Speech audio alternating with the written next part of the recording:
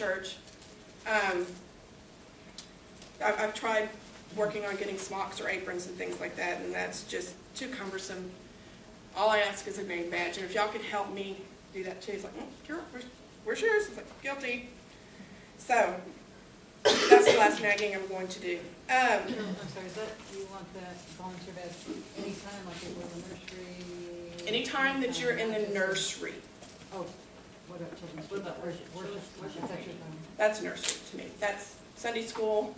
Sorry. I consider that nursery because we're caring for kids. Working with the children.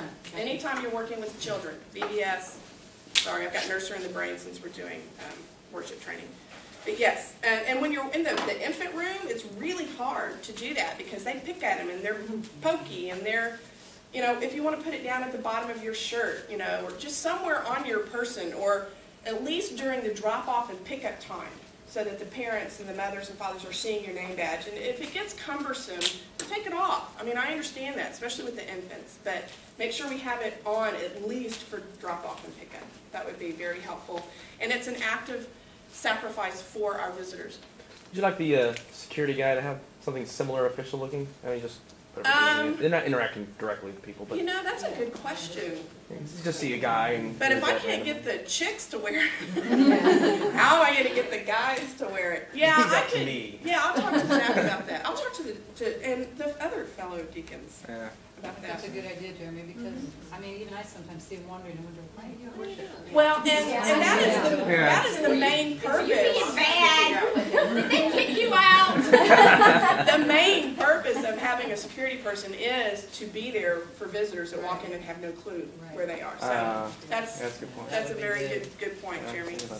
Wear a black and white striped referee shirt. There you go. Yeah. With a little. I want to get volunteers. You know, I don't want them to have yellow uniform, set up cones. All right, I'm going to turn this over for a few minutes to Sharon Peterson, and she's going to help us understand how we can love Daniel, who has some special needs. I'm hoping that most of y'all were able to attend the meeting last year when Lorna came and spoke, and that was eye-opening and very motivating for me to learn how to love little Eddie, who is autistic. But I confess, Sharon, I'm not really sure how your diagnosis process is going with Daniel, but I know that he does have some special needs. Am I supposed to go up there? You can stand over there. You can come up here. You can do whatever's comfortable. All right. Well, Daniel has been diagnosed with autism.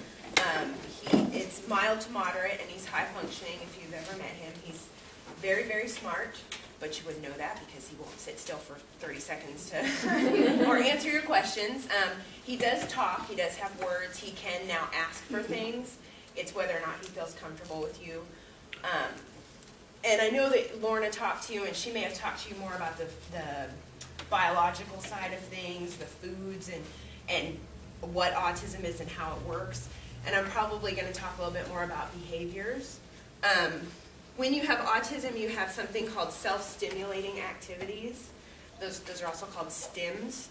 And it's different for every kid with autism, and they change. Daniel's have just changed recently too, which makes life a lot more fun. Basically, what they are behaviors that they're usually repetitive, and they make them feel comfortable, but they're not good behaviors to encourage. And one of the big ones were, like, for instance, a lot of autistic kids do this. When they're excited, they jump up and down and flap their hands. That's a STIM. That's because it makes them, there's some kind of physiological reason why they have to do that. Okay, but it's is that a happy excited or a usually sad excited? No, it's usually like he does it a lot when he's watching TV and he gets excited, or when he's reading a book and it's a part he likes, he'll start to do this. But if you close the book up right away, he stops and puts his hands down because he knows he's not supposed to be doing it. And we're working on that. He right now is in ABA therapy, which is applied behavior analysis therapy, and that's one-on-one therapy, 7 hours a day. And we've seen lots of growth in him. He's able to do things now that he wasn't able to do 6 months ago, like sit down and put beads on a string, which he would run across the room if you tried to do that with him before. So one of the, I guess there's a couple of STIMs I wanted to talk to you about that we're really trying to discourage or give him appropriate boundaries to do those things in. And appropriate boundaries would not be at church for him to do those. So I will get to that. probably the very biggest thing, though, I am his parent, and I am telling you, please be firm with him. It is okay. It is okay. I know it is, but I am telling you. Because one of the biggest things with him is setting expectations.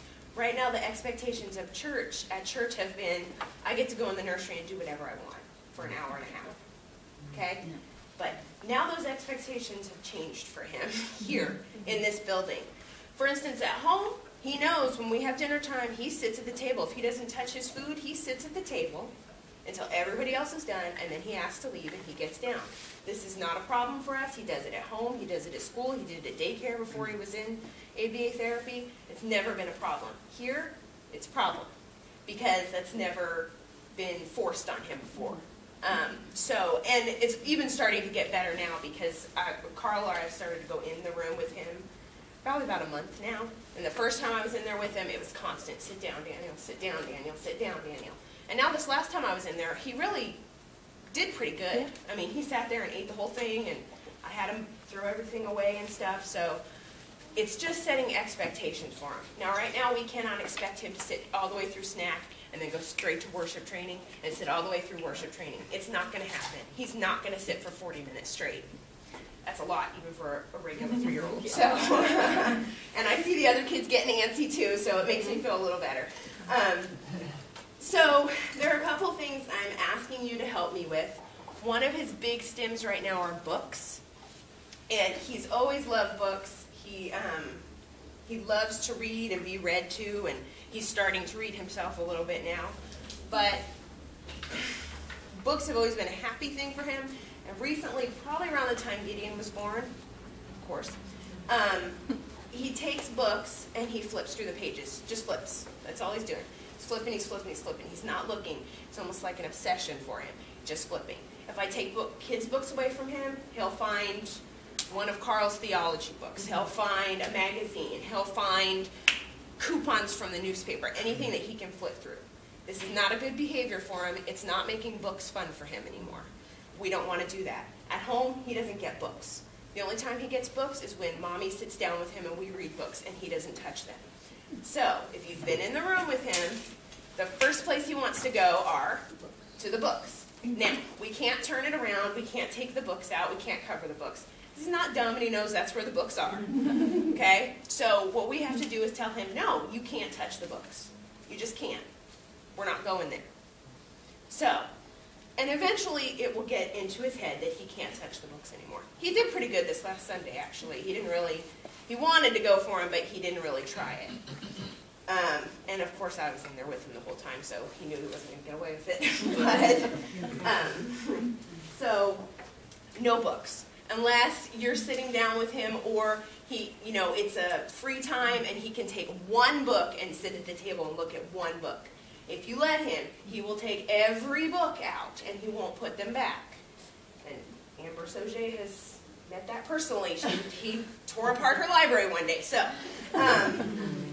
And if you take those books away from him, if there's any book laying around, like it could be a teacher book, it could be a binder, he will find it and he will try and go through it. So just be aware of that. And it's just one of those crazy things about autism. I can't explain it. It's just like his therapist at school said it, there's some physiological reason why this is comforting to him, flipping through these pages. But the other thing that we have been dealing with a lot is him laying down on the ground.